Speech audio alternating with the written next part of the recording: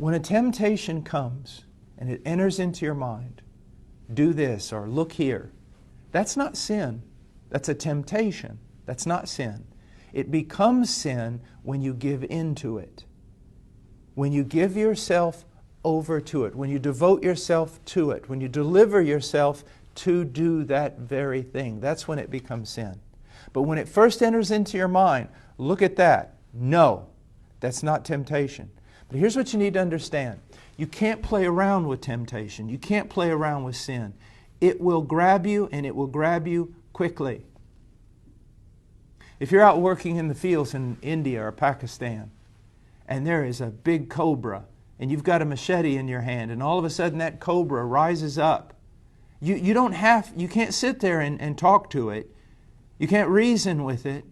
It's going to strike in a matter of a second or two. You've got to take off its head, or you've got to flee. You've got to get out of there. You can't play around with it. How many children do we know, at least around that have been around me in my lifetime, that have sat there and played around with poisonous snakes, having a good time, and then all of a sudden they get too close, they get too careless, and what happens? The snake strikes. When you see the temptation, when it appears, don't play with it. Don't meditate on it. Don't think about it. Kill it. Get away from it. Flee from it. We're told to flee from certain sins. You see? Do you remember when Cain was angry? He was very, very angry. And God said to him, sin is waiting at the door and its desire is to have you. You need to realize something. Sin is like a wild animal. And when it approaches, it wants you. It wants to devour you. It wants to destroy you. The Bible says the devil is like a roaring lion seeking whom he may devour. So don't play with this. Cut it off immediately. And here's another thing that's very important about sin. Don't go to places where sin is easy.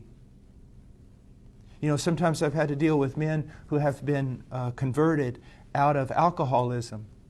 And they say, what are some of the things I should do? I said, don't go back to the places where you used to frequent.